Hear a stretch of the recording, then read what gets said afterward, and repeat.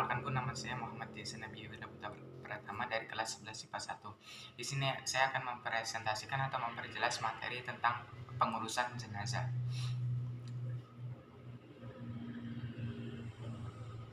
Setiap makhluk hidup, tidak terkecuali manusia, merupakan makhluk hidup yang pasti mati atau yang pasti suatu saat akan mati. Dalam kaidah bahasa Indonesia sendiri, istilah mati bagi manusia disebut juga meninggal atau wafat.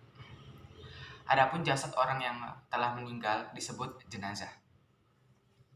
Rasulullah Muhammad SAW mengajarkan kaumnya berperilaku terpuji terhadap jenazah dan keluarga yang ditinggalkan, yang dilakukan dengan cara mengunjungi mereka untuk berbelasungkawa atau hendaknya untuk turut mengurus jenazah tersebut. Kali ini saya akan mempresentasikan atau memperjelas materi tentang pengurusan jenazah, takziah, dan ziarah kubur. Mari disimak. Bagian A, pengurusan jenazah. Hukum mengurus dan merawat jenazah adalah fardu kifayah. Yang arti dari fardu kifayah itu maksudnya adalah wajib bagi umat Islam. Tetapi jika sebagian umat Islam telah melaksanakan pengurusan jenazah tersebut, kewajiban tersebut maka gugur atau telah gugur. Dengan demikian, dapat disimpulkan bahwa jika ada seseorang meninggal yang sudah ada umat Islam yang mengurus kewajiban seluruh umat Islam, maka kewajiban umat Islam lainnya menjadi gugur. Akan tetapi jika tidak ada satupun yang mengurus, semua umat Islam yang bermukim atau bertempat tinggal di daerah si jenazah akan mendapat dosa. Berikut tahapan-tahapan pengurusan jenazah yang tepat. Yang pertama, memandikan. Memandikan jenazah. Memandikan jenazah dilakukan untuk menyucikan dari najis dan kotoran dengan air minimal 3 siraman atau berkelipatan ganjil. Jika tidak ada air, boleh ditayamumkan sebagai pengganti untuk memandikan tersebut. Yang melakukan hendaknya mahram jenazah. Bila mahram jenazah berhalangan, digantikan dengan orang yang dapat dipercaya dan berjenis kelamin sama dengan jenazah. Berikut adalah syarat-syarat memandikan jenazah. Yang pertama, jenazah beragama Islam. Yang kedua, didapati tubuhnya walaupun sedikit. Yang ketiga, bukan bayi yang lahir prematur atau belum sempurna bentuknya.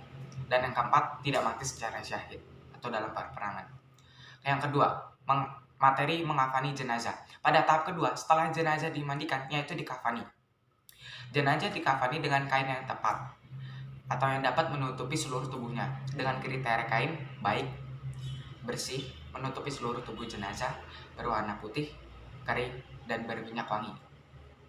Serta bukan berbahan sutra atau emas untuk yang laki-laki. Yang bagian ketiga, menyolati jenazah. Sholat jenazah merupakan sholat yang dilakukan untuk mendoakan jenazah. Dan hukum sholat jenazah itu sendiri adalah fardu kifayah. Ulama mazhab Maliki rahimahumullah berpendapat rukun sholat jenazah dari 5, yaitu niat, takbir 4 kali, berdoa untuk jenazah.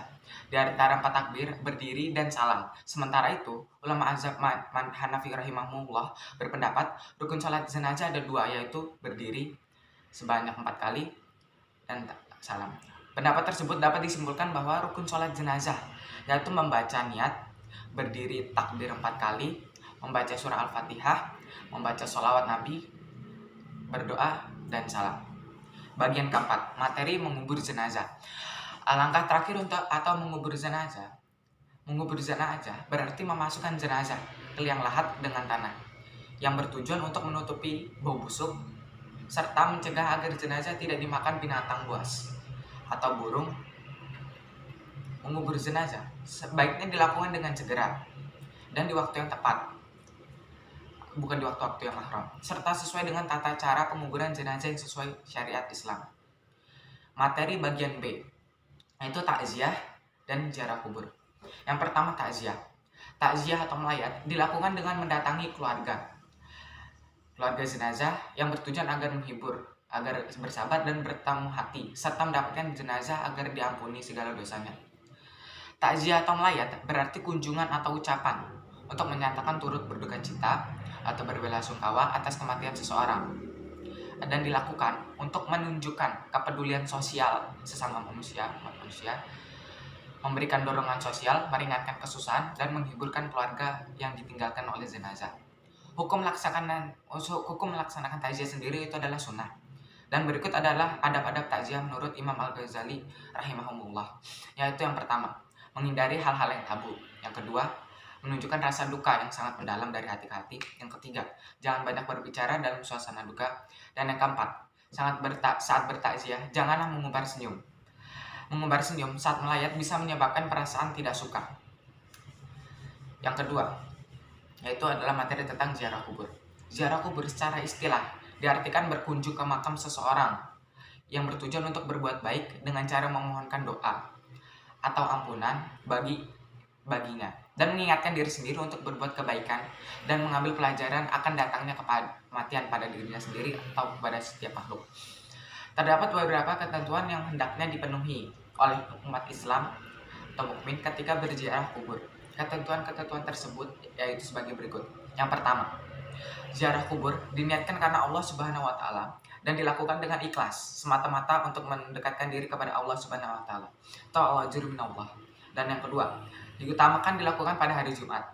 Yang ketiga, mengucapkan salam kepada ahli kubur. Beberapa hikmah dalam melaksanakan takziah, melayat dan ziarah kubur yaitu: yang pertama, meringankan beban si mayit dengan mendoakan agar Allah Subhanahu wa taala mengampuni dosa dan menerima seluruh amal baiknya. Yang kedua, meringankan beban mental keluarga jenazah, yaitu dengan memberikan motivasi untuk tetap tegar dan bersabar. Yang ketiga, mengingatkan kematian untuk diri sendiri, sehingga seseorang dapat mempersiapkan diri untuk kehidupan akhirat yang lebih kekal. Yang keempat, yaitu yang keempat, mempererat tali silaturahmi antar sesama manusia. Yang kelima, dan lain sebagainya. Masih banyak hikmah yang dapat kita petik yaitu dari pengurusan jenazah tersebut, takziah dan ziarah kubur. Tapi mungkin cukup segitu yang dapat saya simpulkan.